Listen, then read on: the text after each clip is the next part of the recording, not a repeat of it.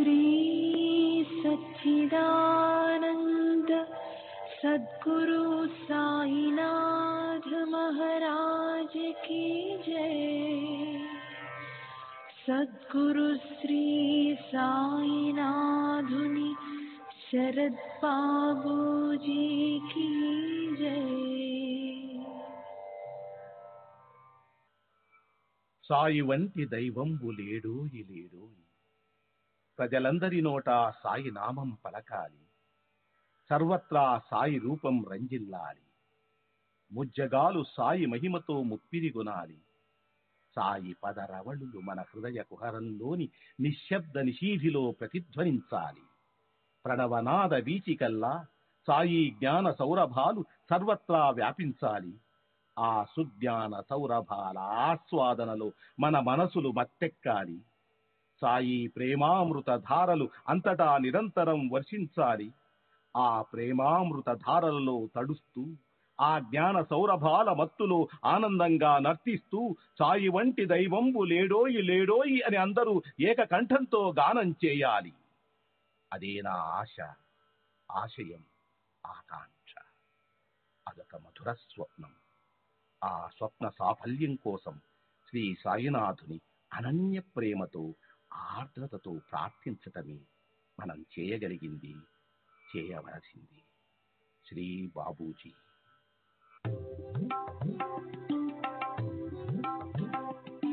Sai Baba, Sai Baba, Sai Baba, Sai Baba.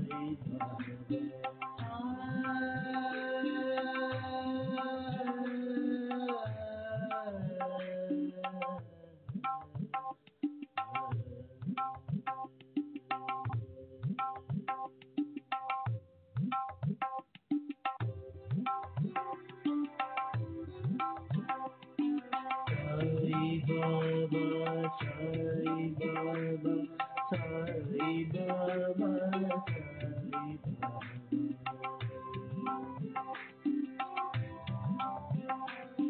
Sai Baba, Sai Baba, Sai Baba, Sai Baba.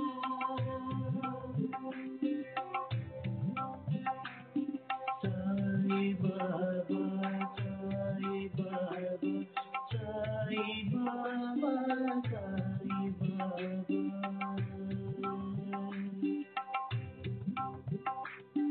Sai Baba, Sai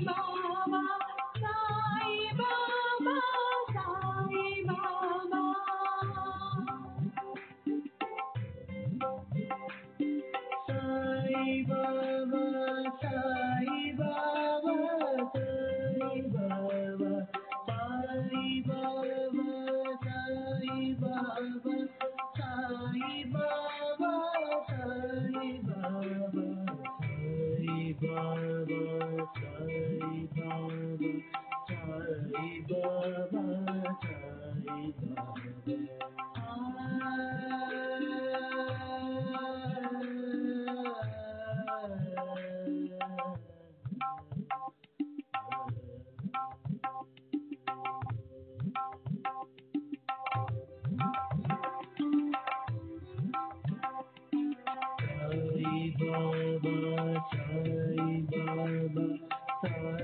Baba,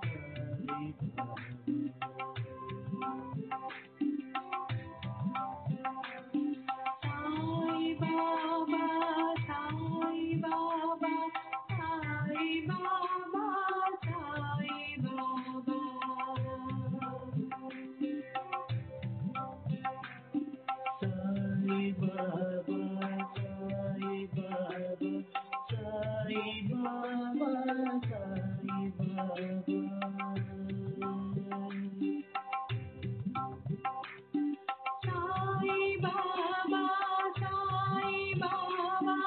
Sai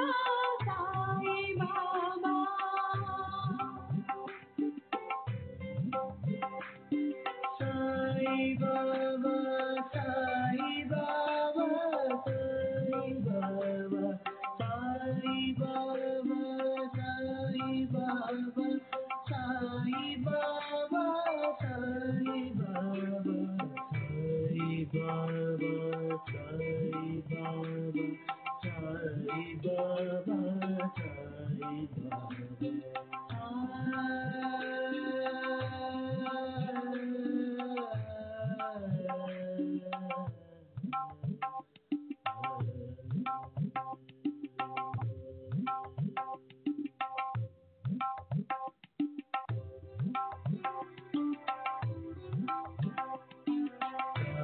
Baba, Sai Baba, Sai Baba, Sai Baba, Sai Baba.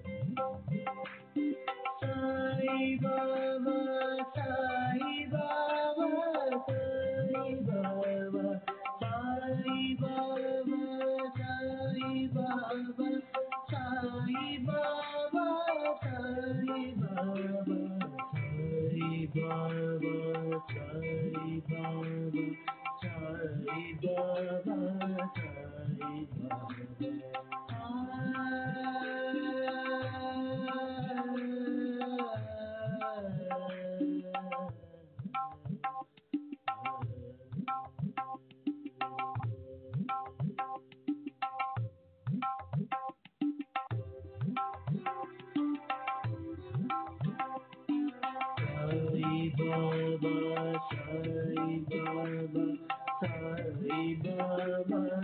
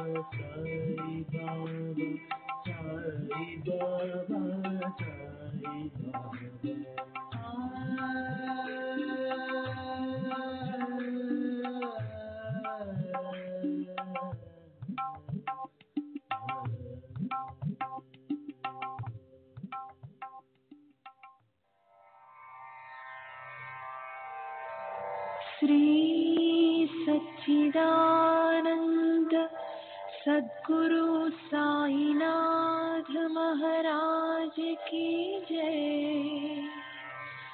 सद्गुरु श्री साईनाथुनि शरद बाबू जी की जय।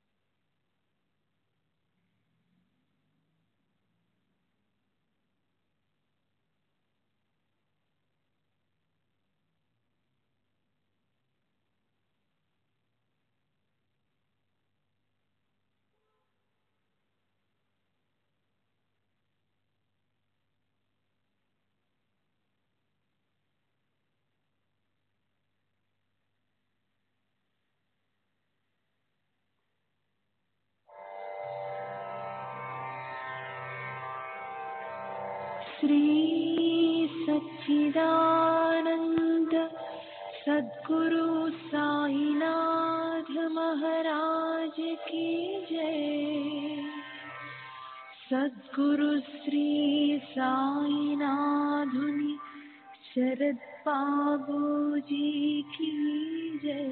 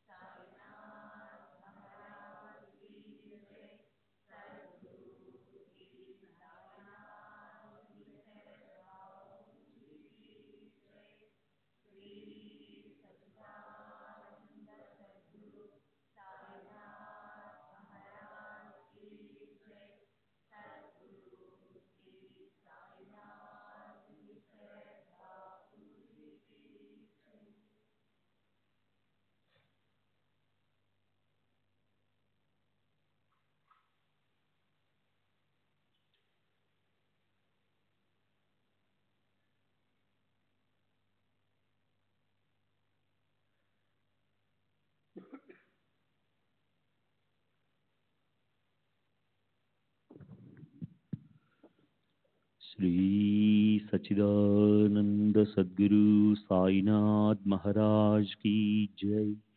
सद्गुरु श्री साईनाथ शरद बाबू जी की जय। శ్రీ సాయి భక్త అనుభవ సంహిత మే 21వ తేదీ 1936. శ్రీమతి తారాభాయ్ సదాశివ్ తర్కడ్, శ్రీమతి manager, Holi city. Shri సాయిబాబాను వర్ణించడం కానీ వారితో మా అనుబంధాన్ని వివరించడం కానీ అంత సులభం కాదు. బాబాకు సంబంధించిన కొన్ని విషయాలను మాత్రం ముచ్చటించుకుందాం. ఒకసారి మా పాపకు 15 నెలలప్పుడు జబ్బు చేసింది. మా పాప అనారోగ్యం గురించే బాధపడసాగాను. ఆ సమయంలో మా వారి సోదరుడు షిరిడీ నుండి వచ్చి శ్రీ సాయిబాబా మహిమల గురించి గొప్పగా చెప్పాడు. అప్పుడు పాప కోలుకుంటే పాపను తీసుకుని షిరిడీ వెళ్ళి బాబాను దర్శించుకుంటానని మొక్కుకున్నాను. పాప జబ్బు నయమైంది. వెంటనే మొక్కు చెల్లించడానికి షిరిడీ వెళ్ళాము. ప్రథమంగా బాబాను దర్శించినప్పుడు ఎవరినైనా అమితంగా ఆకర్షించేది వారి కళ్ళు. వారి శక్తివంతమైన చూపు మన అణువణువులోనికి చొచ్చుకుని వెళ్ళి పరిశీలిస్తున్నట్లుండేది. ఎవరూ బాబా కళలోకి ఎక్కువసేపు చూడలేకపోయేవారు. వారి నిశిత దృష్టిని తట్టుకోలేక తల వంచి నమస్కరించేవారు. శ్రీ సాయిబాబా గొప్ప మహిమాన్వితులు. బాబాను దర్శించిన వారెవరైనా వారు అంతర్యామేని, వారు మన హృదయంలోనే గాక శరీరంలోని అణువణులోనూ ఉన్నారన్న అనుభూతిని పొందుతారు. బాబా మాట్లాడే కొద్ది మాటలు, సంజ్ఞలు బట్టి భూత భవిష్యత్ వర్తమానాలు తెలిసిన సర్వజ్ఞులని భక్తులు తెలుసుకుంటారు. బాబాను ఒకసారి దర్శించిన తరువాత వారికి సర్వస్వ శరణాగతి చెందడం కన్నా చేయవలసింది మరేది ఉండదు. జీవితంలో అడుగడుగునా ప్రతి చిన్న విషయంలోనూ బాబా మనకు దారి చూపి సహాయపడతారు. బాబాను దేవుడని పిలవండి లేదా సహజ స్థితిలో ఉన్న సత్పురుషుడనండి. వారు అంతర్యామి. అత్యంత శక్తివంతులైన వారి సన్నిధిలో ఎలాంటి సందేహాలకు భయాలకు తావుండదు. వారిని శరణు వేడడం ఒక్కటే శ్రేయస్కరమని అనిపిస్తుంది. బాబాను దర్శించిన వెంటనే వారి శక్తి, సర్వజ్ఞత, సర్వవ్యాపకత అనుభవం అవడం మొదలవుతుంది. సర్వకాల సర్వావస్థలందు వారి కృపా దృష్టి మనపై ఉంటుందని, మనకు ఏ ఆపద వాటిల్లదనే నమ్మకం ఏర్పడుతుంది. నేను షిరిడి వెళ్ళిన మొదటి రోజులలో బాబా అంతర్యామిత్వానికి సంబంధించి నాకు కలిగిన లేదా నేను తెలుసుకున్న అనుభవాలను వివరిస్తాను. ఆ రోజుల్లో షిరిడి వీధి దీపాలు, పరిశుభ్రత లేని వంటి కనీస సౌకర్యాలు కూడా లేని కుగ్రామం. తరువాత కాలంలో అభివృద్ధి చెందింది, కానీ అప్పట్లో వీధి దీపాలు లేనందువల్ల షిరిడి వీధులన్నీ చీకటిగా ఉండేవి. ఒక రాత్రి నేను వీధిలో నడుస్తూ అకస్మాత్తుగా ఒక చోట ఆగిపోయాను. నేను ఏదైనా శబ్దం వినో దేనైనా చూడడం ఏదైనా చూడడం వలన ఆగిపోలేదు. నాకెందుకు ఆగిపోవాలనిపించి ఆగిపోయాను. అలాగే కొద్ది సమయం గడిచింది. ఎవరో దీపం తెచ్చారు. ఆ దీపం వెలుగులో చూస్తే నా ముందు ఒక పాము నిశ్చలంగా పడుకునింది. నేను ఆగకుంటే తరువాత వేయబోయే అడుగు పాము మీద పడి ఉండేది. నేను ఒక్క అడుగు వేసి ఉన్నా ఎంతో ప్రమాదం జరిగేది. నాకు అక్కడ పాము ఉందని తెలిసే అవకాశమే లేదు. మరి పాముకు సరిగ్గా అడుగు దూరంలో నేనెందుకు అకస్మాత్తుగా ఆగిపోయాను? సరిగ్గా ఆ సమయానికి ఎవరో దీపం తెచ్చి నా ముందున్న ప్రమాదాన్ని చూపించడం ఎలా జరిగింది? వీటన్నిటికీ సమాధానం ఒకటే. అనుక్షణం జాగరూకతతో తమ భక్తులను గమనిస్తూ రక్షిస్తున్న సర్వాంతర్యామైన బాబా అనుగ్రహమే అది. అలా ఎన్నోసార్లు బాబా నన్ను మృత్యు నుండి కాపాడారు. ఆ సంఘటనలు తర్వాత చెప్తాను. మేము మసీదుకి వెళ్లి బాబా సన్నిధిలో కూర్చునేవాళ్ళం. సాధారణ సమయాలలో ఎవరైనా బాబాను దర్శించవచ్చు. దీనికి ప్రత్యేకమైన అనుమతి కానీ పరిచయం కానీ అవసరం లేదు. ఒకసారి నేను అలా బాబాకు సమీపంలో కూర్చుని ఉన్నాను. ఇంతలో ఒక కుష్ఠరోగి మసీదుకి వచ్చాడు. అతని వ్యాధి బాగా ముదిరి శరీరం నుండి దుర్వాసన వస్తున్నది. శక్తి కూడా బాగా క్షీణించిందేమో. అతి కష్టం మీద పాకుతూ మసీదు 3 మెట్లు ఎక్కి దుని వద్దకు వెళ్ళి తరువాత బాబాను సమీపించి వారి పాదాలపై తల ఉంచి నమస్కరించాడు. ఇందుకు చాలా సమయమే పట్టింది. నేను ఆ దుర్గంధాన్ని భరించలేక అతను ఎప్పుడు బయటికి వెళ్ళిపోతాడా అని నిరీక్షిస్తున్నాను. కుష్ఠరోగి బాబాకు నమస్కరించి లేచి వచ్చిన విధంగానే పాకుతూ వెళ్ళిపోయాడు. అతని చేతిలో మాసిన గుడ్డతో కట్టిన మూట ఒకటి ఉంది. అతను వెళ్ళిపోగానే హాయిగా ఊపిరి పీల్చుకొని, దేవుడా రక్షించావు, అతను వెళ్ళిపోయాడు అని మనసులో అనుకున్నాను. మరుక్షణం బాబా నన్ను తీక్షణంగా చూశారు. బాబా నా మనసులోని భావాలను గ్రహించారని తెలిసిపోయింది. ఆ కుష్ఠరోగి ఎక్కువ దూరం పోకముందే బాబా ఒక భక్తునితో అతన్ని పిలుచుకురమ్మని ఆదేశించారు. కుష్ఠరోగి అతి ప్రయాసంతో మరలా మసీదులోకి వచ్చాడు. బాబా దగ్గరికి వెళ్ళి వంగి నమస్కరించాడు. బాబా అతని చేతిలోని మూటను తీసుకుని ఇది ఏమిటి అని అడుగుతూ దానిని విప్పారు. అందులో పేడాలున్నాయి. బాబా ఒక పేడాను తీసి మసీదులో ఎంతో మంది భక్తులున్న నాకు మాత్రమే ఇచ్చి తినమన్నారు. నాకు భయము, అసహ్యం కలిగాయి. కుష్ఠరోగి తెచ్చిన పేడ తినడమా? కానీ అది సాయిబాబా ఆజ్ఞ కావడంతో నాకు తీసుకోక తప్పలేదు. ఎలాగో పేడాను తిన్నాను. తర్వాత బాబా మరొక పేడాను తీసుకుని తాము తిన్నారు. మిగిలిన పేడాలను అతనికి ఇచ్చి పంపించి వేశారు. బాబా ఆ కుష్ఠరోగిని తిరిగి ఎందుకు పిలిపించారో, అంతమంది భక్తులుండగా పేడాను నాకొక్కదానికే ఇచ్చి ఎందుకు తినమన్నారో నాకు తప్ప అక్కడ ఎవరికీ అర్థం కాలేదు. బాబా నా మనసు చదివి నాకు విలువైన పాఠాలు నేర్పడానికే అలా చేశారు. ఆరోగ్యవంతమైన జాగ్రత్తల కంటే బాబా శక్తి మీద నమ్మకం ఉంటే చాలని తెలియజేశారు.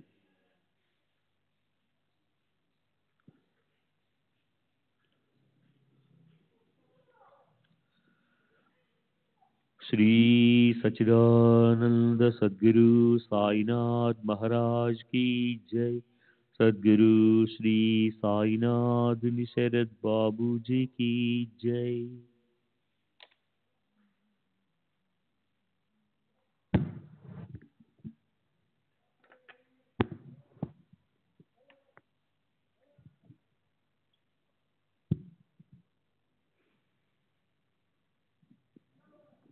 మాకు ఏవైనా కష్టాలు, సమస్యలు వచ్చినప్పుడు బాబాకు వాచా చెప్పవలసిన అవసరం లేదు. వారి సన్నిధికి వెళ్తే చాలు.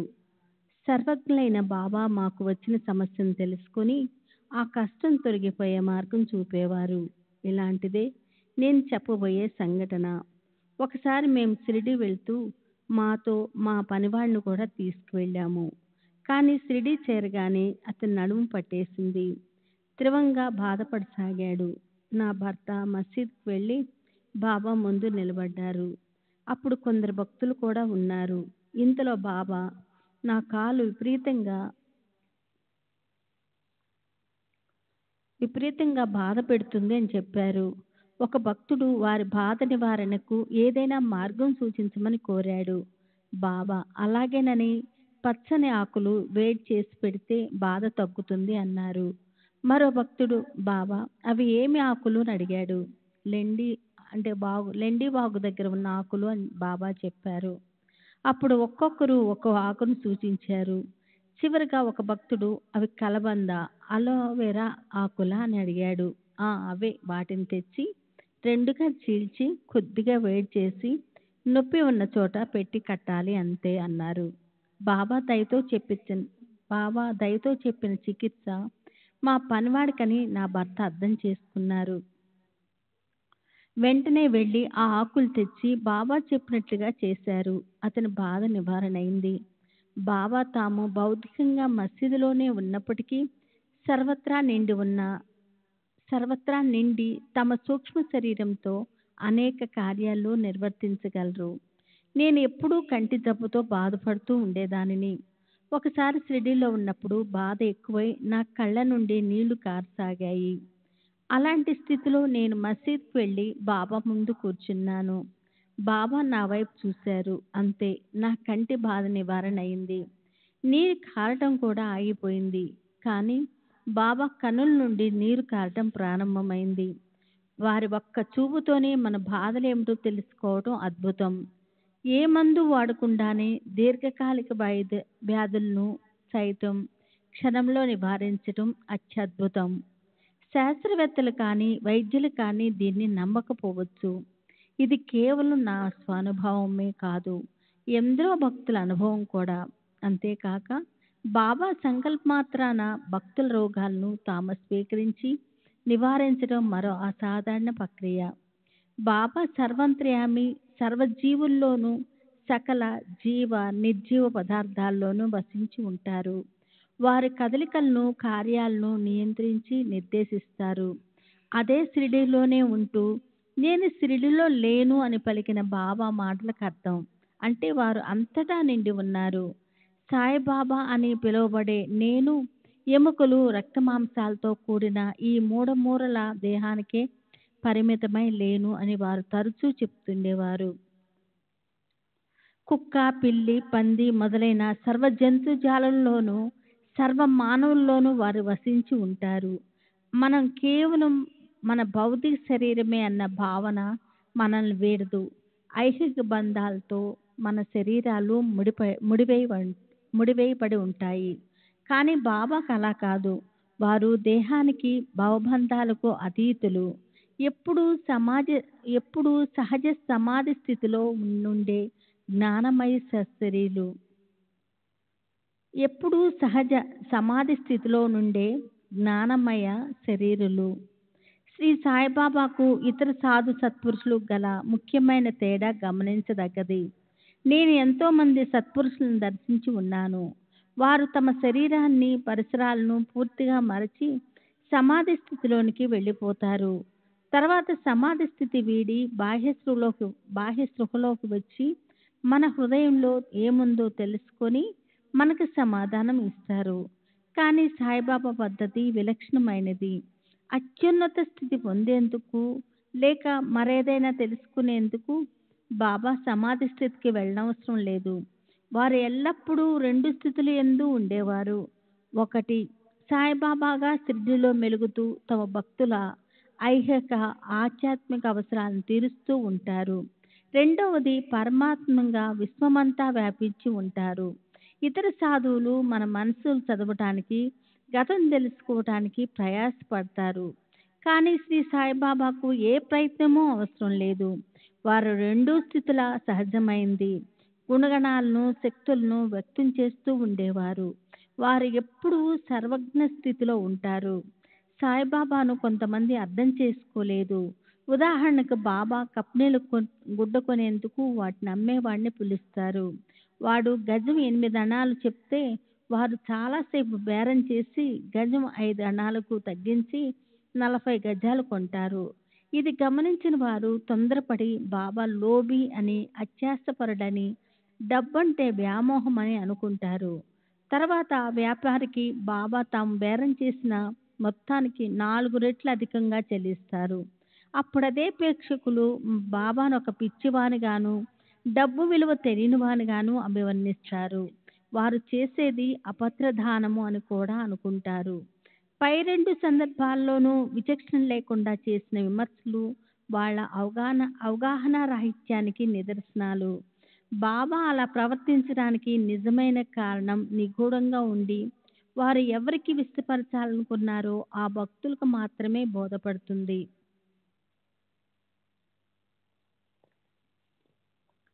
బహుశా 1915లో అనుకుంటాను. ఒక వేసవిలో నేను 1 నెల రోజుల పాటు నరములకు సంబంధించిన తీవ్రమైన తలనొప్పితో బాధపడ్డాను.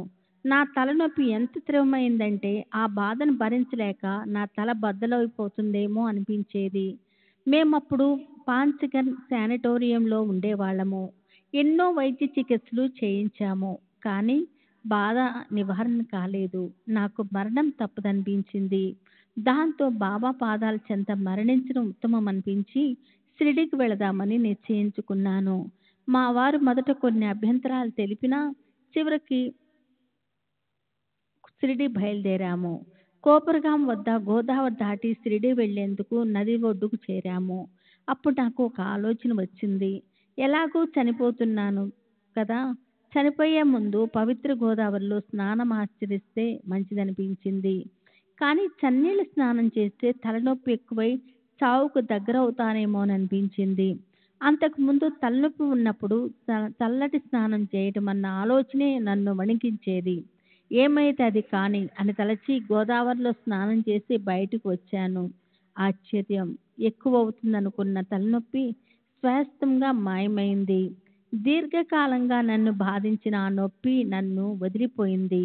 బాబా కాక మరెవరు చేయగలరు ఈ అద్భుత నివారణ? భక్తులను ఆకర్షించేది కేవలం బాబా యొక్క మహిమాన్విత శక్తి మాత్రమే కాదు, అది వారి అవ్యాజమైన ప్రేమానురాగాలతో మిళితమైనందువలన భక్తులకు షిరిడీ ఒక స్వర్గధామమైంది. బాబా సన్నిధిలో ఉంటే మనకు ఏ ఆపద వాటిల్లదని, క్షేమంగా ఉంటామనే నమ్మకం కలుగుతుంది. నేను షిరిడీలో ఉన్నప్పుడు వారి సన్నిధిలో కూర్చుంటే నా బాధలనే కాదు, ప్రాపంచిక చింతలతో కూడిన ఈ శరీరాన్ని కూడా మర్చిపోయేదాన్ని. గంటల తరబడి ఒక ఆనందమయ స్థితిలో ఉండిపోయేదాన్ని. కాలగమనమే తెలిసేది కాదు. వారి నిజమైన భక్తులందరూ ఇటువంటి అద్వితీయం అనుభూతి పొంది ఉంటారన్నది నా నమ్మకం. సర్వత్రా ఆయనే నిండి ఉన్నారు. మా సర్వస్వము వారే. బాబాకు పరిమితులు ఉంటాయన్న భావన మాలో కలిగేది కాదు. బాబా మనల్ని విడిపోయారనే ఆలోచనే నన్ను మితంగా బాధిస్తుంది. ఇది పూరించలేని లోటు. మనలోని జీవం వారితో వెళ్ళిపోయి కేవలం శరీరాలుగా మాత్రమే మిగిలి ఉన్నామనిపిస్తుంది. వారి ప్రత్యక్ష సన్నిధిలో అటువంటి ఆనందమయ క్షణాలను గడిపే అవకాశం ఈనాడు లేదు. కానీ బాబా మనల్ని పూర్తిగా విడిపోయారనేది కూడా వాస్తవం కాదు. వారు ఇప్పటికీ ఉన్నారు. వారి శక్తి, రక్షణ మనకెన్నో సందర్భాలలో అనుభవం అవుతూనే ఉంటాయి. కానీ వీటన్నిటినీ వారి ప్రత్యక్ష సన్నిధిలో లభించే ఆనందంతో పోల్చలేము. వారు విదేహులైనప్పటికీ వారి రక్షణ, సహాయము మనకు అందుతూనే ఉందన్న దానికి నిదర్శనంగా కొన్ని సంఘటనలు వివరిస్తాను. 1927లో నేను 6 నెలల గర్భవతిగా ఉన్నప్పుడు మా కుటుంబం అంతా షిరిడీ వెళ్ళాము. అక్కడ నా గర్భంలోని శిశువు చనిపోయింది. రోజులు గడిచాయి, కానీ ప్రసవం కాలేదు. ఇలాంటి సమయాల్లో ఆపరేషన్ చేసి మృత శిశువును బయటకు తీస్తారు. కానీ షిరిడీలో ఎలాంటి వైద్య సదుపాయాలు లేవు. కనీసం మంత్రసాని కూడా లేదు.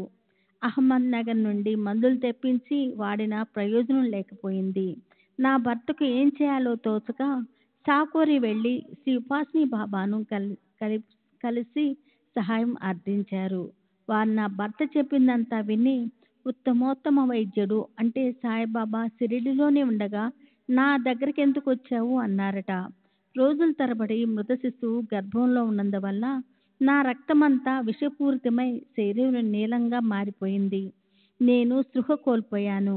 అప్పుడు ఏం జరిగిందో, నేను ఎలా ప్రసవించానో నాకు గుర్తులేదు. జరిగిందంతా నా భర్త తర్వాత చెప్పాడు.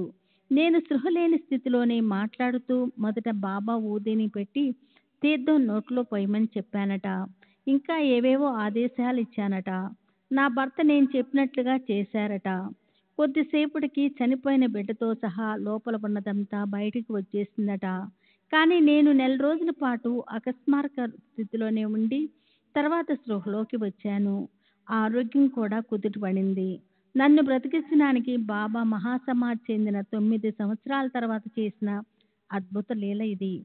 శ్రీ సాయిబాబా ఎలాంటి సంస్థలు మఠాలు నెలకొల్పలేదు కనుక తదనంతరం తాము గద్దెక్కడానికి ఎవరినీ ఎన్నుకోలేదు. శ్రీ సచ్చిదానంద సద్గురు సాయినాథ్ మహారాజ్ కీ జై. సద్గురు శ్రీ సాయినాథుని శరత్ బాబూజీకి జై. శ్రీ సాయిబాబా ఆచరణే వారి సుగుణాలను బహిర్గతం చేస్తుంది. వారి సచ్చీలత కీర్తించదగినది. ఇంతకు మునుపు చెప్పిన సంఘటనలలో బాబా దయా దాక్షిణ్యాలను వెల్లడయ్యాయి. బాబా కృపా ఆశీస్సులు వారి దగ్గరకు వచ్చిన భక్తులపై మాత్రమే కాకుండా షిరిడీ నుండి ఎంతో దూర ప్రాంతాలలోనున్న భక్తులపై కూడా వర్షిస్తాయి. 1914-19లో ప్రపంచ యుద్ధం జరుగుతున్నప్పుడు వేల మైళ్ళ దూరంలో ఐరోపాలోనున్న తమ భక్తులు ప్రమాద స్థితిలో ఉన్నప్పుడు వాళ్ళను ఆదుకొని మృత్యువు నుండి కాపాడారు. వారు దయా స్వరూపులే కాక వారి న్యాయ దృష్టి, నిష్పక్షపాత వైఖరి ఎనలేనిది. అవసరమైతే ఎవరైనా తమ బిడ్డను కూడా త్యాగం చేయడానికి సిద్ధపడాలని బాబా చెప్పేవారు. పేద ధనిక తారతమ్యాలు లేకుండా అందరినీ సమానంగా ఆదరించేవారు. వారి దగ్గరకు గొప్ప గొప్ప అధికారులైన కలెక్టర్లు, రెవెన్యూ కమిషనర్లు వచ్చేవారు. మమల్తాదారులు, డిఓలు, డీసీలు, క్రింది స్థాయి ఉద్యోగులు ఎంతోమంది వచ్చేవారు. బాబా దృష్టిలో అందరూ సమానులే. ధనము, హోదా ప్రాతిపదికగా ఎవరిపై ఎట్టి ప్రత్యేకత చూపేవారు కాదు. అందరికీ అన్ని వేళలా అందుబాటులో ఉండడం బాబాలోని గొప్ప విశేషం. ఎప్పుడైనా ఏ సమయంలోనైనా వారిని దర్శించుకోవచ్చు. నా దర్బారు అన్ని వేళలా తెరిచే ఉంటుంది అని బాబా చెప్పేవారు. ఆయన ఇతరుల నుండి భయపడి దాచుకోవలసిన, సిగ్గుతో కప్పిపుచ్చుకోవలసిన విషయాలేవీ లేవు. వారి చర్యలన్నీ బాహోటకంగా ఉండేవి. బాబా జీవితానికి సంబంధించిన మరో విలక్షణ అంశం, వారు ఎలాంటి బాధరా బందీలు లేకుండా స్వేచ్ఛా జీవనం గడిపేవారు. బాబా నిర్వహించడానికి ఎలాంటి సంస్థలు, మఠాలు లేవు. సంరక్షించుకోవడానికి ఎలాంటి ఆస్తులు లేవు. భిక్ష చేసి నిరాడంబరంగా జీవించేవారు. వారు ప్రతిదినం భక్తుల నుండి దక్షిణలు స్వీకరించేవారు. కానీ ఆ మొత్తాన్ని భక్తులకే పంచిపెట్టేవారు. బాబా సశరీరులుగా ఉన్న చివరి 9 సంవత్సరాలు తాత్యాకు, బడే బాబాకు ప్రతిరోజు 110 రూపాయలు ఇచ్చేవారు. బాబా సమాధి చెందినప్పుడు వారి జేబులో తమ అంత్యక్రియలకు అవసరమైనంత డబ్బు మాత్రమే మిగిలి ఉంది. వారి మనోనిగ్రహము, వైరాగ్యము చెప్పుకోదగినవి. జిహ్వ చాపల్యంతో సహా ఇంద్రియాలన్నీ వారి ఆధీనంలో ఉండేవి. వారికి ఏ విషయం పట్ల మమకారం ఉన్నట్లు ఎవరూ గమనించలేదు. బాబా దాతృత్వము ఎనలేనిది. వారు ప్రతిదినం భక్తులకు 110 రూపాయల వరకు ఇవ్వడమే కాక వారికి సమర్పించిన కానుకలను కూడా పనిచేసేవారు. కొందరు వారు ప్రతిదినం పంచే మొత్తం 300 రూపాయలు అంటారు. కానీ అది వాస్తవం కాదు. వారి కీర్తిని తెలియజేసేందుకు ఇటువంటి అతిశయోక్తులు అవసరం లేదు. బాబా గొప్పతనం చాటేందుకు వాస్తవ విషయాలే చాలు. ఫకీర్లు, భజన బృందాలు బాబాను దర్శించినప్పుడు వాళ్లకు ధారాళంగా డబ్బు బహుమతులు ఇచ్చి పంపేవారు. బాబా ప్రసాదించే ఆధ్యాత్మిక ప్రగతి వారు బోధించే పద్ధతి ఇతరులకు తెలియనిచ్చేవారు కాదు. భగవంతుని గురించి వారు అరుదుగా మాట్లాడేవారు. ఆ సందర్భంలో భక్తిభావంతో హారతిగా ఒక భగవద్భక్తుని వలె పలికేవారు. వారు ఆధ్యాత్మిక సాధనలు చేసినట్లుగా ఎవరు చూసి ఎరుగరు. ప్రతి ఉదయం దుని దగ్గర కూర్చొని చేతులు వ్రేళ్ళు తిప్పుతూ ఏవేవో సంజ్ఞలు చేస్తూ హక్ దేవుడు అని మాత్రం ఉచ్చరిస్తూ ఉండేవారు. ఆ ఆ సంజ్ఞలు ఎవరికి అర్థమయ్యేవి కావు. పవిత్రత, శక్తి, నియమ పాలన, వైరాగ్యం ఎప్పుడు వారిలో కనిపించేవి. బాబా ఎప్పుడు భిక్షాటనతోనే జీవించారు. వారు అనారోగ్యంతో ఉన్నప్పుడు కూడా భిక్షాటన మానేవారు కాదు.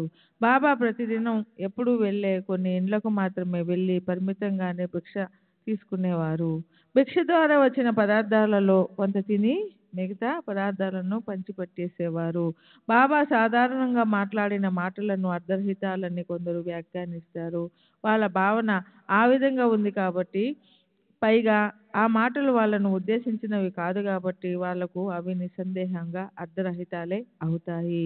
ఎవరి శ్రేయస్సు కోసం బాబా ఆ మాటలు పలికారో వాళ్ళు మాత్రమే మాటల్లోని మర్మాన్ని అర్థం చేసుకుంటారు.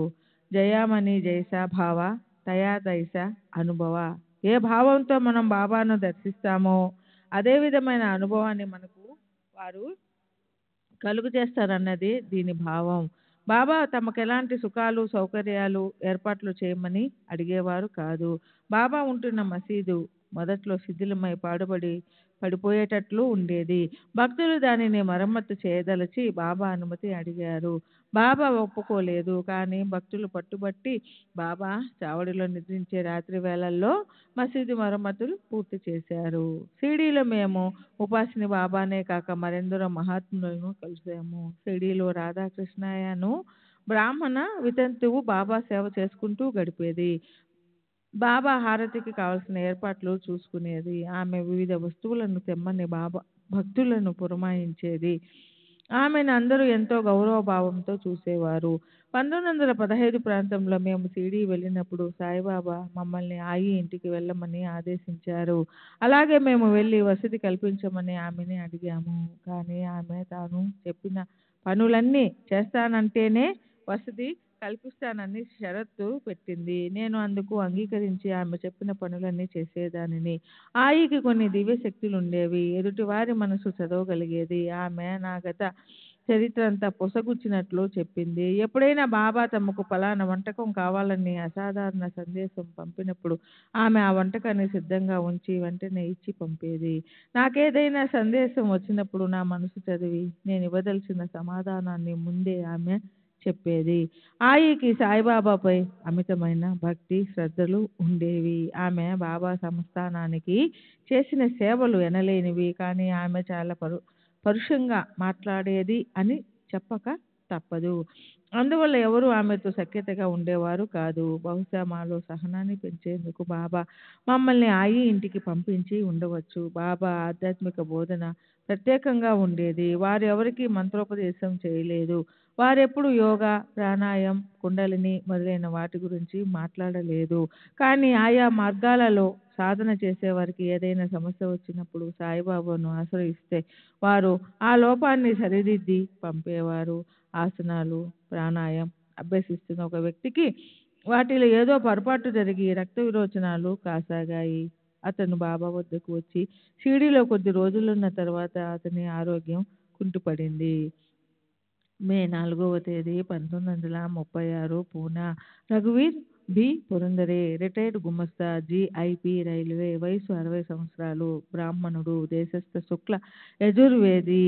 తండ్రి భాస్కర్ పురందరే. ప్రస్తుత నివాసం సాయినాథ్ ఆశ్రమం, 59B పెర్రీ రోడ్, బాంద్రా. నాకు మొదటి నుండి సాధు సత్పురుషులను ఆశ్రయించాలనే కోరిక ఉండేది.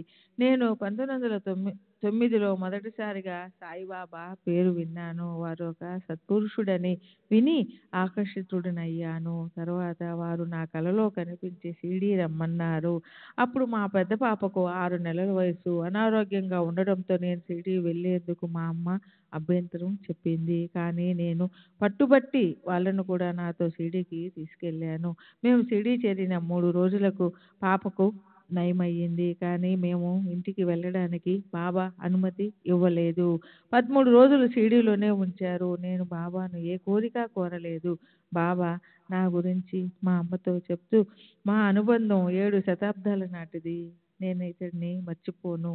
అతను 2000 మైళ్ళ దూరంలో ఉన్నా నేనెప్పుడు గుర్తుంచుకునే ఉంటాను. అతను లేకుండా నేను ఒక ముద్దైనా తినను అన్నారు. తర్వాత బాబా అనుమతితో నాసిక్ మీదుగా మేము నివసిస్తున్న దాదర్కు తిరిగి వచ్చాము.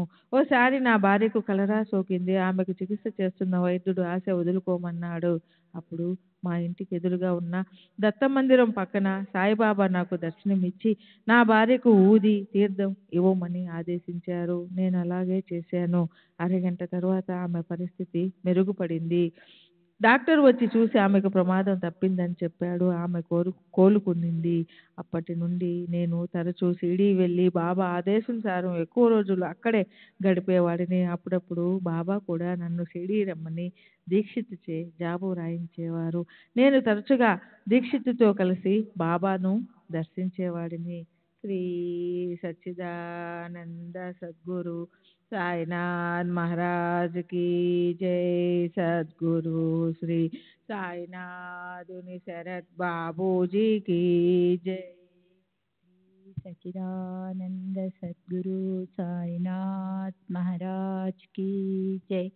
सद्गुरु श्री సాయినాథుని శరత్ బాబూజీకి జై. నేను చాలా పేదవాడిని అయినప్పటికీ ఏ ప్రాపంచిక ఉద్దేశాలతో షిరిడీకి వెళ్ళేవాడిని కాదు. నేను ముందు నుండి చేస్తున్న ఉపాసననే కొనసాగించమని బాబా చెప్పారు. నేను విష్ణుమూర్తిని ఆరాధించేవాడిని. అందువల్ల ఆ ఉపాసననే కొనసాగించాను. బాబా పలుమార్లు నన్ను 2 రూపాయలు దక్షిణ అడుగుతుండేవారు. ఒకసారి నేను బాబాను ఎందుకు నన్ను ఎప్పుడు 2 రూపాయలు దక్షిణ అడుగుతున్నారు అని అడిగాను. అందుకు వారు, నేను అడిగింది నువ్వు అనుకుంటున్న ఈ రూపాయలు కాదు. ఒకటి నిష్ఠ, అనన్యమైన నమ్మకము. రెండవది సబూరి, సంతోషంతో కూడిన ఓరిమి అన్నారు.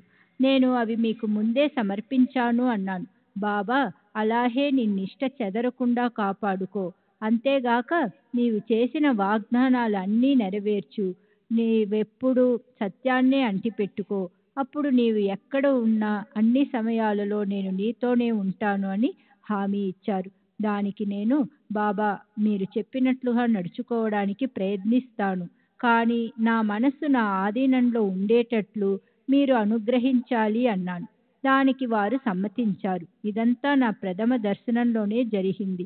బాబా నన్ను సొంతంగా ఒక ఇల్లు కొనుక్కోమని ప్రోత్సహించారు. నా జీతం నెలకు 35 రూపాయలు. బాబా కొనమని చెప్పగానే నేను బాంద్రాలో స్థలం కొన్నాను. మొదట్లో నిర్మాణం కొంచెం ఆలస్యమైనందుకు బాబా నాపై రాళ్లు రువ్వేవారు. నా పరిస్థితి చూసి చాందోర్కర్, దీక్షిత్ తాము ఇల్లు కట్టించి ఇస్తామని ముందుకొచ్చారు. కానీ బాబా ఒప్పుకోలేదు. ఎవ్వరినీ ఒక్క పైసా కూడా అడగవద్దు, నేను నీకు సహాయం చేస్తాను అని బాబా అన్నారు.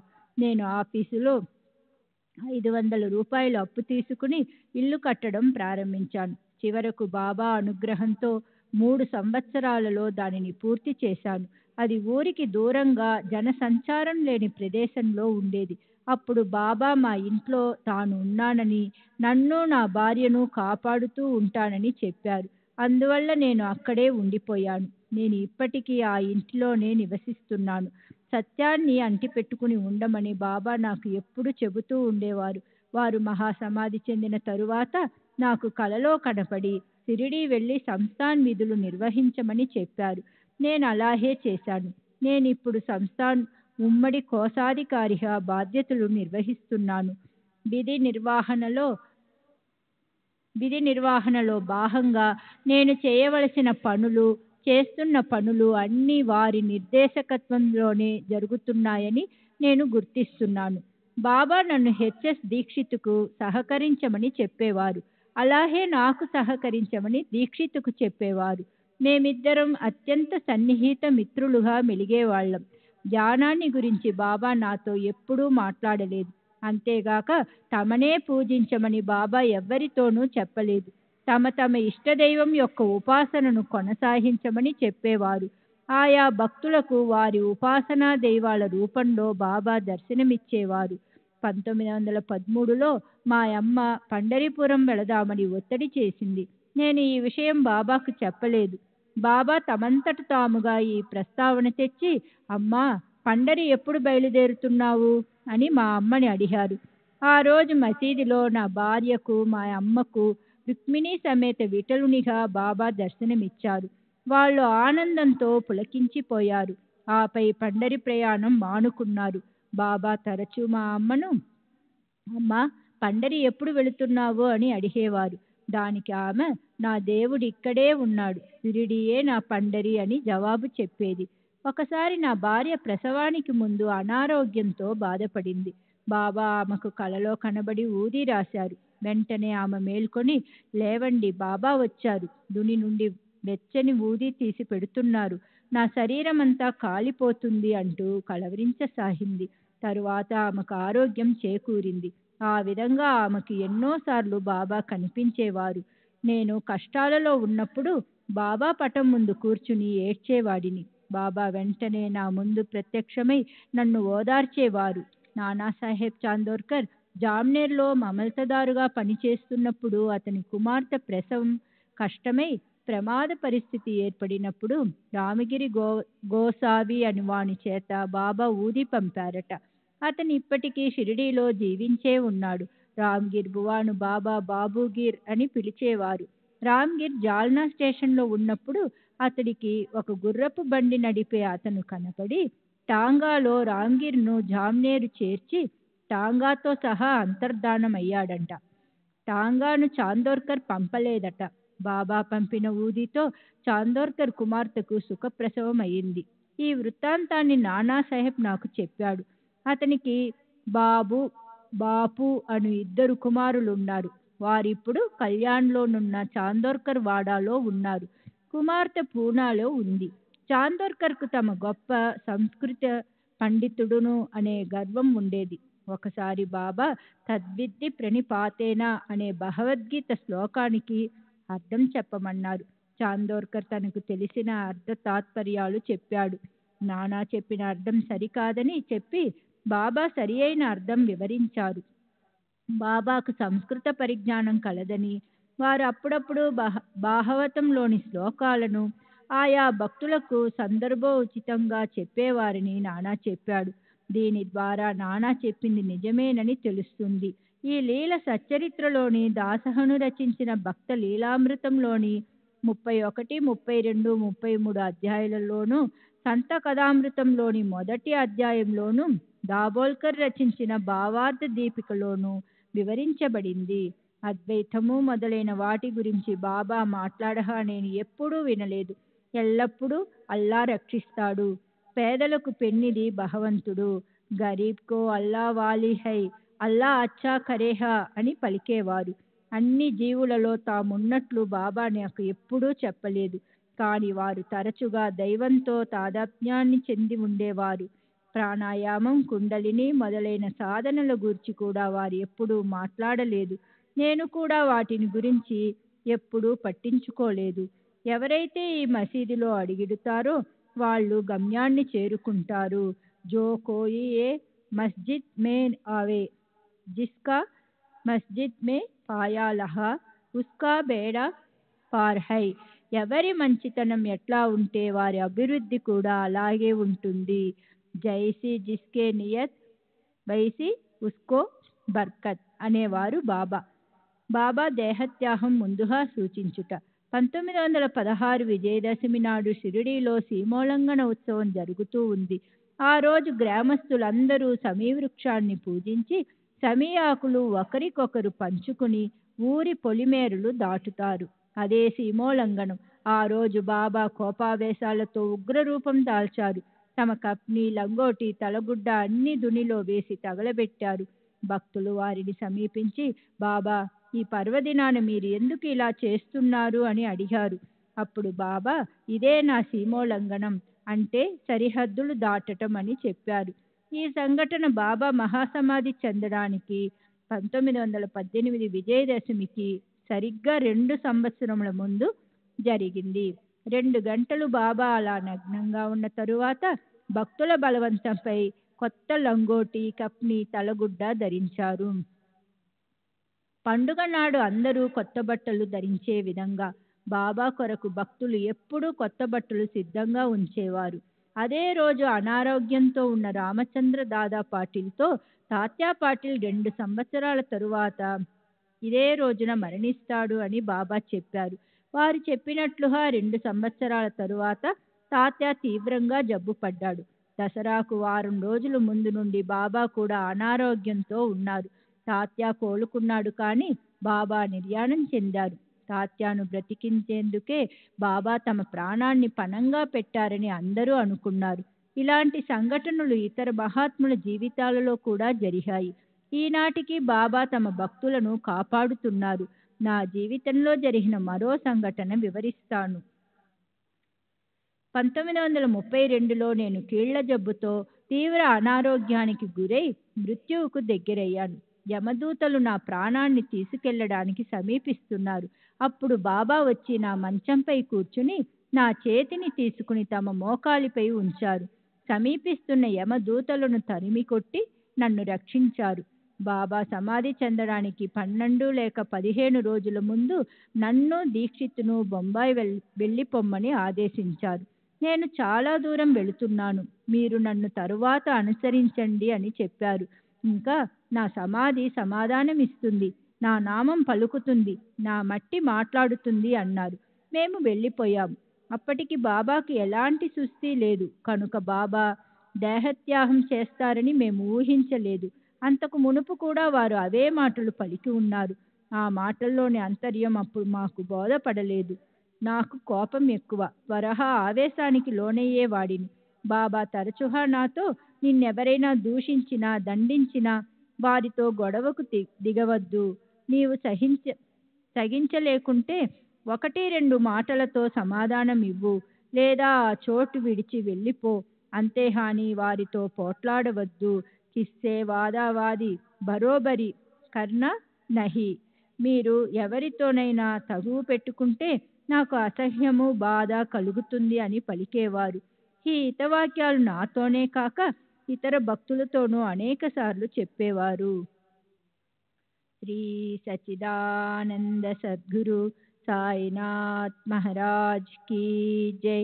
సద్గురు శ్రీ సాయినాథ్ నిసరత్ బాబూజీ కీ జై.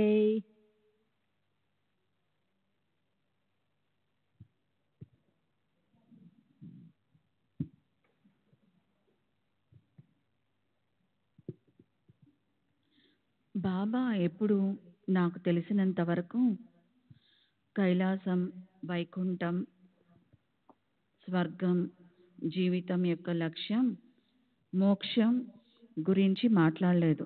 కానీ ఒకసారి నా కాకాను విమానంలో తీసుకెళ్తాను అన్నారు. విమానంలో తీసుకెళ్లడం అంటే సద్గతిని ఇవ్వడం అని అర్థం. అట్లాగే దీక్షిత్ 1926లో ఒక ఏకాదశి నాడు బాబా గురించి మాట్లాడుతూ ప్రశాంతంగా ప్రాణాలు విడిచారు. బాబా అప్పుడప్పుడు నాతోనూ ఇతర భక్తులతోనూ, నా వాడు 1000 మైళ్ళ అవతల మరణించినప్పటికీ పిచుక కాలికి దారం కట్టి లాక్కున్నట్టు లాగి నా వద్దకు చేర్చుకుంటాను అని చెప్పేవారు. ఇంకా నా వాడిని నా నుండి దూరంగా వెళ్ళడానికి అనుమతించను అని కూడా చెప్పేవారు. నాకు తెలిసి కొందరు ఏకాదశి నాడు షిరిడీలో మరణించారు. వారు తప్పక స్వర్గానికి చేరి ఉంటారని నా అభిప్రాయం. బాబా అప్పుడప్పుడు భవిష్యత్తును గురించి చెప్పేవారు. కానీ నా భవిష్యత్తు గురించి నేను ఎప్పుడూ వారిని అడగలేదు. 1914-16 మధ్య ఒక ఆమె బాబా దగ్గరకు వచ్చి నాకు ఎప్పుడు మంచి జన్మ లభిస్తుంది అని అడిగింది. బాబా నీ మరో జన్మలో దూసరే జన్మే అని సమాధానం ఇచ్చారు. ఆమె మరుసటి రోజు తన ప్రస్తుత జన్మను అంతం చేసుకోదలచి వెళ్ళి బావిలో దూకేసింది. కానీ ఆమెను ఎవరో రక్షించారు. బాబా ససేరులుగా ఉన్నప్పుడు ఒకసారి సగుణమేర నాయకును పిలిచి అన్నంలో నెయ్యి కలిపి దానిలో కొంత దునికి సమర్పించి మిగతా నాకు తీసుకొనిరా అన్నారు. అతడు అలాగే చేశాడు. బాబా ఆ నివేదనను స్వీకరించారు. అంతకుముందు సగుణ తెచ్చే నైవేద్యంలో నెయ్యి ఉండేది కాదు. సగుణ ఆ రోజు నుండి అలాగే చేయడం మొదలుపెట్టాడు. ప్రతిరోజు నివేదన సగుణమేర నాయక్ ఇంటి నుండి వచ్చేది. ఇప్పటికీ అది అలాగే కొనసాగుతుంది. బాబా మాంసాహారం తినడం నేను చూడలేదు. మహమ్మదీయులు నివేదన చేస్తున్నప్పుడు బాబా ఫకీర్లను ఫత్యా ప్రార్థన చదవమని చెప్పేవారు. ఒకసారి బాబా నా వద్దనున్న పాత రాగి నాణాన్ని తమకు ఇవ్వమన్నారు. నేను నా దగ్గరున్నవన్నీ వారికి ఇచ్చేశాను. వాటిని వారేమి చేశారో నాకు తెలియదు. బాబా తమ దగ్గరున్న నాణాలన్నింటినీ గుడ్డ మడతలో మూటగట్టి ఒకదానితో ఒకటి కలిసి గలగల ధ్వని చేయకుండా ఉండేటట్లు వారి జేబులో పెట్టుకునేవారు. ఒకసారి బాబా దక్షిణ అడిగారు. నా వద్ద ఉన్నదంతా ఇచ్చేశాను.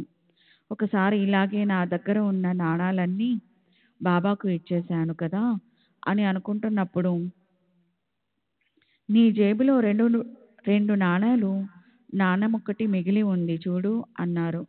చూస్తే నిజంగానే ఉంది. దాన్ని కూడా వారికి ఇచ్చేశాను. బాబా ఇలా చాలామంది భక్తుల దగ్గరున్న డబ్బంతా తీసుకునేవారు. వారలా ఎందుకు చేసేవారో నాకు తెలియదు. కొందరు భక్తులు బాబాను ఎంత డబ్బు ఎందుకు తీసుకుంటున్నారో అని అడిగేవారు. నేను అందరినీ అడగను. ఆ ఫకీరు దేవుడు ఎవరిని చూపిస్తారో వాళ్ళని అడుగుతాను. కానీ బదులుగా వాళ్ళకి నేను తీసుకున్న దానికి 10 ఇవ్వవలసి ఉంటుంది. నేను నా స్వంతానికి ఏమీ తీసుకోను. నాకు ఏ సంసారమూ లేదు అని జవాబిచ్చారు. గాయకులకు, వీధి నాటకాల వారికి, ఫకీర్లకు బాబా ధారాళంగా డబ్బులు ఇచ్చేవారు. దుని కోసం బాబా మోపుల కొద్దీ కట్టెలు కొనేవారు. మాలేగాం ఫకీరుకు బడే బాబా, బడే మియా అని బాబా పిలిచేవారు. బాబా నుండి అధిక మొత్తంలో డబ్బు లభించేది. మసీదులో 1909-12 ప్రాంతంలో తులసి బృందావనం ఏర్పాటు చేయబడింది. ఆ కార్యక్రమంలో మేమంతా సహాయపడ్డాం. మసీదు ముందు మండపం 1912లో నిర్మించబడింది. జిఎస్ కపడ్దే సాటేవాడలో పంచదశిని చదివి భక్తులకు వివరించేవారు. దీని ఉపాసనీ బాబా కూడా హాజరయ్యేవారు. నేను నిరంతరం ఇతర పనుల్లో నిమగ్నమై ఉండడంతో ఎప్పుడూ అక్కడకు వెళ్ళలేదు. రిటైర్డ్ సబ్ జడ్జి అయిన బల్వంత్ రామచంద్ర నుల్కర్ షిరిడీ వచ్చి అక్కడే నివసించి షిరిడీలోనే నిర్యాణం చెందాడు. 1915లో బాబా తీవ్ర ఉబ్బసంతో బాధపడసాగారు. ఆయాసంతో శ్వాస కూడా సరిగా తీసుకోలేకపోయారు. వారు ఆహారం తీసుకోపోవడం మానివేశారు. నేను బాబా పరిస్థితి చూసి రోధించాను. ఎందుకు ఏడుస్తున్నావు అని బాబా అడిగారు. నేను మిమ్మల్ని ఈ స్థితిలో చూడలేకపోతున్నాను బాబా అని అన్నాను. భయపడకు, 2-3 రోజుల్లో నేను కోలుకుంటాను. అల్లా నాకు ఈ వ్యాధిని ఇచ్చారు. వారే దీన్ని తగ్గిస్తారు. నీవు ఏడవద్దు. గత 2-3 రోజులు నీవే జ్ఞాపకం వస్తున్నావు. అందుకే నిన్ను రమ్మంటూ జాబు రాయమని కాకాతో చెప్పాను అని బాబా అన్నారు. కానీ దీక్షిత్ నాకు జాబు వ్రాయలేదు.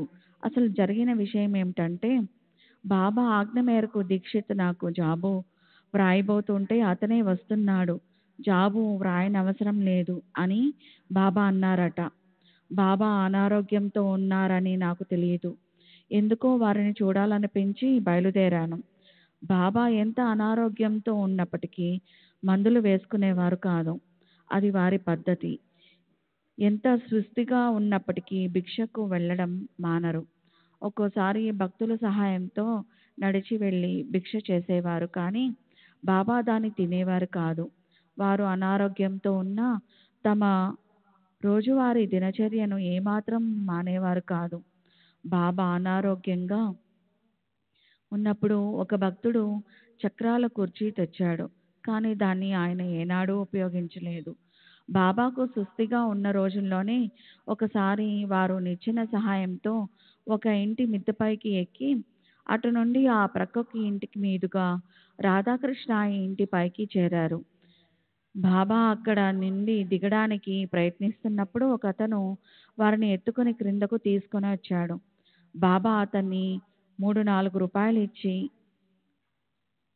అతనికి 3-4 రూపాయలు ఇచ్చి మనము ఎవరి కష్టాన్ని ఉచితంగా పొందరాదు అని భక్తులకు చెప్పారు. నేను ఇవన్నీ ప్రత్యక్షంగా చూశాను. శ్రీ సచిదానంద సద్గురు సాయినాథ్ మహారాజ్ की जय. सद्गुरु श्री साईनाथ शरद बापू जी की जय.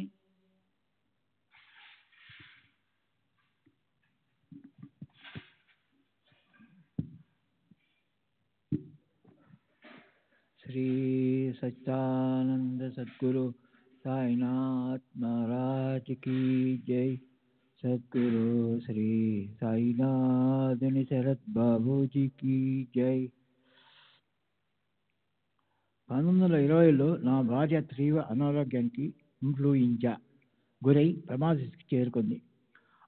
ఆమె రాబోయే ఉరుసు శ్రీరామనవమి ఉత్సవాలకు షిరిడీ వెళ్ళలేకపోతున్నందుకు బాధపడసాగింది.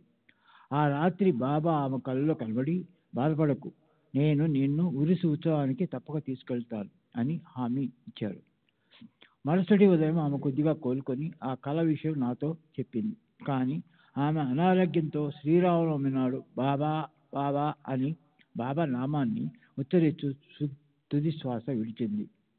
ఇక షిరిడీలో శ్రీరామనవమి ఉత్సవాలు ఎలా జరుగుతాయో వివరిస్తాను. ఉదయం 10 గంటలకు జెండాలను గ్రామమంతా ఊరేగించి మసీదు పైన కడతారు. తర్వాత 12 గంటలకు హిందీలో రామ జన్మ కీర్తన పాడడం మొదలవుతుంది. మహమ్మదీయులు కూడా ఖురాన్ చదవడం మొదలుపెట్టి చందనాన్ని గ్రామమంతా ఊరేగింపుగా తీసుకెళ్తారు. ఈ చందనోత్సవంలో హిందువులు చేసే జెండా ఉత్సవంలో మహమ్మదీయులు పాల్గొనేవారు. అందుకే హిందూ ముస్లింల మధ్య విభేదాలు తొలగించి సోదరభావం నెలకొల్పేందుకే బాబా జన్మించారని అని బాబాకు పాడే హారతి గీతాల్లో కీర్తిస్తారు. యవన స్వరూపి ఏకా దర్శన త్యాతిజలే సంశయ నర్సనియా తద్వైత ఘాలవేలే గోపీచంద మంద తాచి ఉద్ధరిలే మోమిని వంశీ జన్ముని లోకా తారియలే. బాబా స్నానం చేస్తున్నప్పుడు నేను చూడడం జరిగింది. నాకు తెలిసినంత వరకు వారు సుంతిని చేయలేదు. వారి చెవులు కుట్టబడి ఉండేవని. మేఘుడు బాబాను శివుని యొక్క అవతారంగా భావించి ఒంటి కాలుపై నిలుచుకొని పూజించేవాడు. బాబా మేఘుని కళ్ళలో కనిపించి అతను నివసిస్తున్న సాటైవాడలోని గోడపై త్రిశూలం గీయమని ఆదేశించారు. మేఘుడు అలాగే చేశాడు. మరుసటి రోజు బాబా అతనికి పూజించేందుకు ఒక శివలింగం కూడా ఇచ్చారు. ఆ శివలింగం ఈనాటికి ఉంది. మేఘుడు నాకు ఒక అద్భుత లీల గురించి ఇలా చెప్పాడు. ఒకసారి మేఘుడు బాబాకు గంగాజలంతో స్నానం చేయించదలిచి వారి అనుమతిని కోరాడు. బాబా శరీరానికి శిరస్సే ప్రధానమని, తమ తలపై కొంచెం నీళ్లు పోసి తలను మాత్రమే తలపమని చెప్పారు. అప్పుడు మేఘుడు కోమరగాం వద్ద ఉన్న గోదావరి నుండి కుండతో నీళ్లు తెచ్చి భక్తి పారవశ్యంతో బాబా తలపై కుమ్మరించారు. కానీ అద్భుతం ఏమంటే బాబా తల మాత్రమే తడిసింది. తల క్రింది భాగమంతా ఉంటే చేతులు కాళ్ళు కప్పి ఏమీ తడవలేదు. బాబా 1-2 సార్లు పాటలు పాడగా నేను విన్నాను. భక్తులు పాట పాడినప్పుడు బాబా ప్రసన్నంగా వినేవారు. మేము సాటేవాడలో బాబుసాహెబ్ జోగ్ నిర్వహిస్తున్న ఏకనాథ భాగవత పారాయణకు హాజరయ్యేవాళ్ళం. అద్భుతమైన విశేషం ఏమంటే జోగు పారాయణం చేసే భాగంలో అంతకుముందు మసీదులో బాబా మాతో మాట్లాడిన మాటలు ఉండేవి. మేమంతా ఆశ్చర్యపోయేవాళ్ళం. ఇలాంటి అనుభవం చాలాసార్లు జరిగింది, కానీ నాకు ఆ వివరాలు ఒక్కటి కూడా గుర్తులేదు. 1936 మే 5న చెప్పిన విషయాలు. బాబా ప్రతిదినం ఏకోజామున ధుని దగ్గర దక్షిణముఖంగా స్తంభాన్ని ఆనుకొని కూర్చుని ఏదో చేస్తుండేవారు. ఏం చేస్తుంటారో నాకు తెలియదు. ఆ సమయంలో ఎవరిని వారి వద్దకు రానిచ్చేవారు కాదు. భక్తులు వారికి 50 అడుగుల దూరంలో ఉండేవారు. సేవకులు మాత్రం నిమ్మడం, శుభ్రం చేయడం, తునిలో కట్టెలు వేయడం మొదలైన పనులు చేస్తూ ఉండేవారు.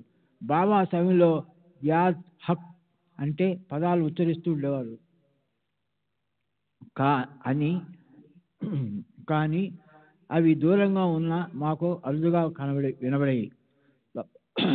వారు తరచుగా భగవంతుడే యజమాని, రక్షించేవాడు, అల్లా మాలిక్, అల్లా వలీ హై అనేవారు. నేను ఒకసారి షిరిడి వెళ్ళడానికి నిలుచుకుని ఆఫీస్కి సెలవు పెట్టాను. మా అమ్మకు కూడా చెప్పాను.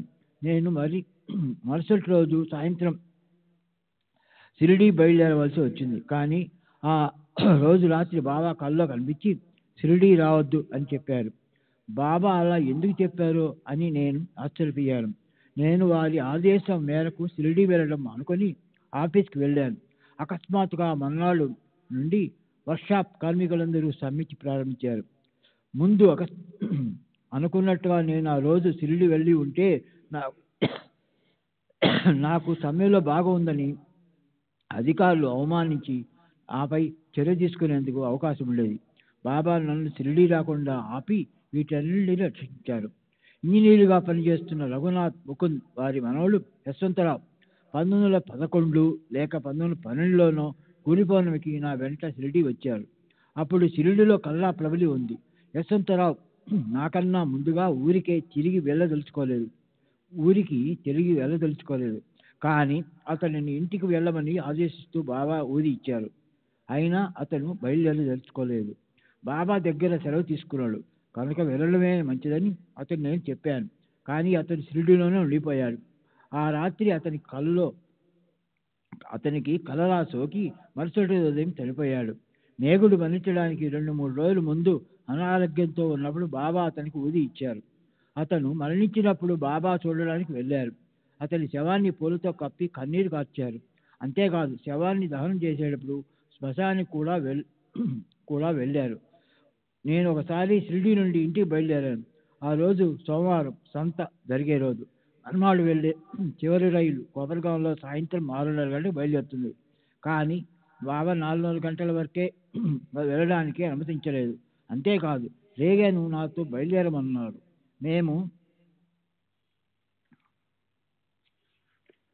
మేము ఎల్లుండి మాట్లాడుకుని బయలుదేరాం. శ్రీ సత్యానంద సద్గురు సాయినాథ్ మహారాజ్ की जय. सद्गुरु श्री साईनाथ शरद बाबू जी की जय.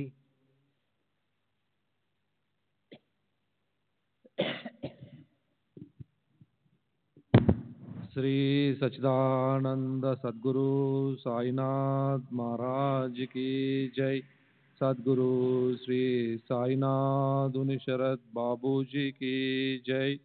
గోదావరి తీరం చేరేటప్పటికి 6:45 గంటలు అయింది. అక్కడి నుండి గోదావరి దాటి కొప్పర్గాము 7 గంటల 45 నిమిషాలకు చేరాము.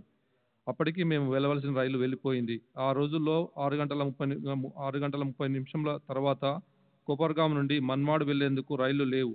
అయితే ఆ రోజు ఒక స్పెషల్ రైలు నడుస్తున్నదని, అది 8 గంటల 15 నిమిషాలకు వస్తుందని స్టేషన్లో తెలిసింది. ఆ రైల్లో మన్మాడు చేరి అక్కడి నుండి ఇంటికి చేరుకున్నాము. మొదటిసారి బాబాను దర్శించడానికి వెళ్ళినప్పుడు నన్ను శాలాకు వెళ్ళమన్నారు. నాకు అర్థం కాలేదు. శాలా అంటే రాధాకృష్ణ మాయి ఇల్లని దీక్షిత్ చెప్పాడు. నేను అక్కడికి వెళ్ళాను. ఆమె తలుపు తీయకుండానే ఎవరని అడిగింది. నేను చెప్పాను. కానీ ఆమె నన్ను లోనికి రానియలేదు. నేను 10 నిమిషాలు అక్కడే నిరీక్షించి మసీదుకు వెళ్ళాను. బాబా శాలాకు వెళ్ళావా అని అడిగారు. వెళ్ళాను, కానీ ఆమె తలుపు తీయలేదని వారికి చెప్పాను. మళ్ళీ వెళ్ళు అని ఆదేశించారు. నేను మళ్ళీ వెళ్ళగానే ఆమె తలుపు తీసి నా కాళ్ళపై పడి ఏడవసాగింది. నేను ఎంతో ఆశ్చర్యపోయాను. ఆమె ప్రవర్తన నాకు అర్థం కాలేదు. ఆనాటి నుండి ఆయి చనిపోయేంత వరకు మాతృప్రేమను నాకు పంచింది. నేను కూడా ఆమెను తల్లి వలె ప్రేమించసాగాను. ఆమె నాకు సర్వస్వం అయింది. ఆమె ఇచ్చే ఆదేశాలు పాటిస్తూ షిరిడిలో నేను ప్రతి నిమిషము బాబా సేవలో గడిపేవాడిని. ఆమె నా చేత ఎక్కువగా తన ఇంట్లోనూ అప్పుడప్పుడు మసీదులోనూ పనులు చేయించేది. ఆయి ఒక విచిత్రమైన స్వభావం కలది. ఆమె భక్తి పారవశ్యంతో పాటలు కీర్తనలు ఎంతో శ్రావ్యంగా పాడేది. ఒక్కొక్కసారి పాటను మధ్యలో ఆపి విపరీతంగా నవ్వసాగేది, లేదా గద్గద స్వరంతో పాడుతుండేది, లేదా వెక్కిలు పెట్టి ఏడుస్తూ పాడలేక ఆపేసేది. నేను ఆఫీసుకు సెలవు పెట్టి షిరిడి వెళ్ళేవాడిని. కానీ సెలవు ముగిసిన తర్వాత కూడా తరచూ బాబా నన్ను షిరిడిలోనే ఉంచేవారు. 1912లో ఒకసారి సెలవు ముగిసిన తర్వాత దీర్ఘకాలం షిరిడిలోనే ఉంచేశారు. శ్యామ తదితరులు బాబా దగ్గరకు వెళ్ళి పురందరే యొక్క యజమాని అతడిని తప్పుపడతాడేమో, అతన్ని వెళ్ళనివ్వండి అని ప్రార్థించారు. బాబా నేనే అతని యజమానిని అంటూ నన్ను షిరిడిలోనే ఉంచేశారు. అలా ఆ సంవత్సరంలో సెలవు ముగిసిన చాలా రోజులకు ఒక గురువారం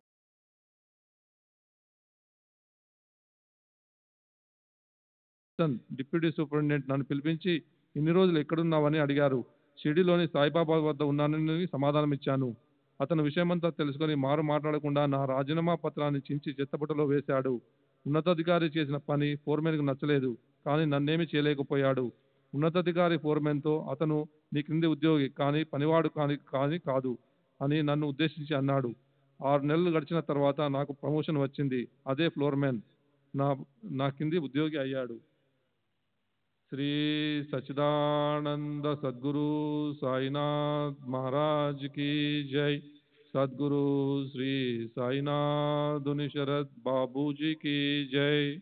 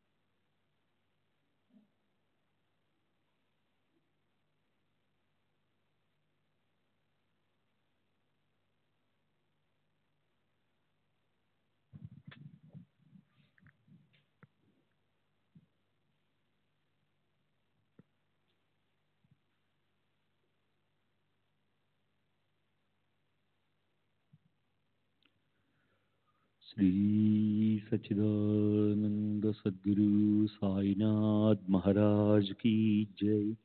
सद्गुरु श्री साईनाथ शरद बाबू जी की जय. साई रहम नजर करना, बच्चों का पालन करना. साई रहम नजर करना, बच्चों का पालन करना. जाना तुमने जगत पसारा, सब ही झूठ जमाना. जाना तुमने जगत पसारा, सब ही झूठ जमाना. साई रहम नजर करना, बच्चों का पालन करना. साई रहम नजर करना, बच्चों का पालन करना. मैं अंधा हूँ बंदा आपका, मुझसे पथ दिखलाना. मैं अंधा हूँ बंदा आपका, मुझसे पथ दिखलाना. साई रहम नजर करना, बच्चों का पालन करना. साई रहम नजर करना, बच्चों का पालन करना. दासगणों कहे अब क्या बोलूं, थक गई मेरी रसना. दासगणों कहे अब क्या बोलूं, थक गई मेरी रसना. साई रहम नजर करना, बच्चों का पालन करना. साई रहम नजर करना, बच्चों का पालन करना.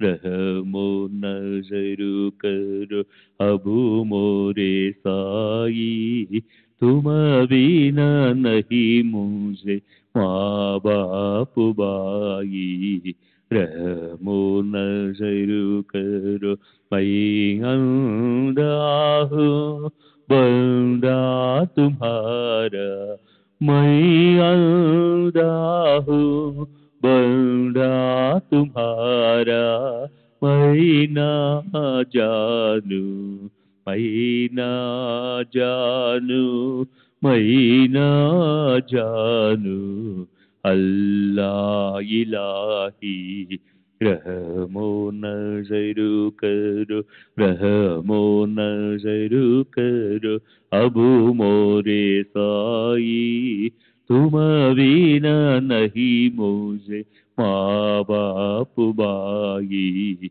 रहमो नजर करो काली जमाना मैंने गमाया, काली जमाना मैंने गमाया, साथी आखिर का साथी आखिर का साथी आखिर का तुम बिना कोई, रहमो नजर करो रहमो नजर करो अबू मोरे साई, तुम बिना नहीं मुझे माँ बाप भाई, रहमो नजर करो अपने मस्जिद का झाड़ू गड़ू है, अपने मस्जिद का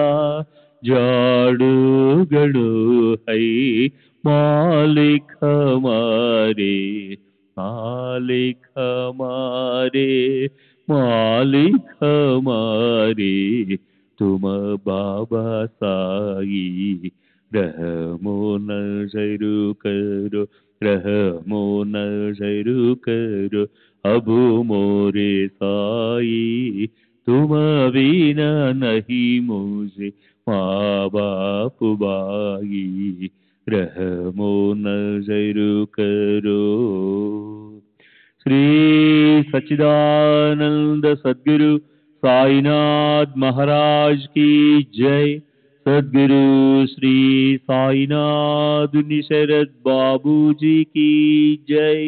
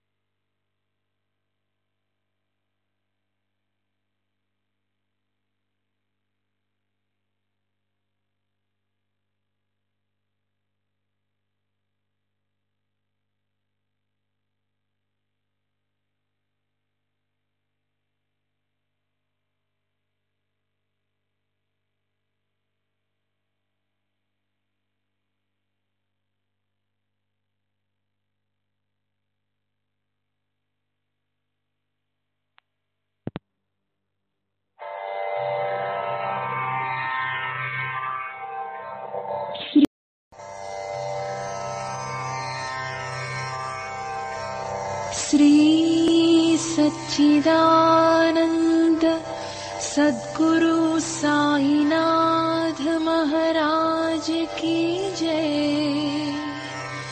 सद्गुरु श्री साईनाथुनि शरद बाबू जी की जय।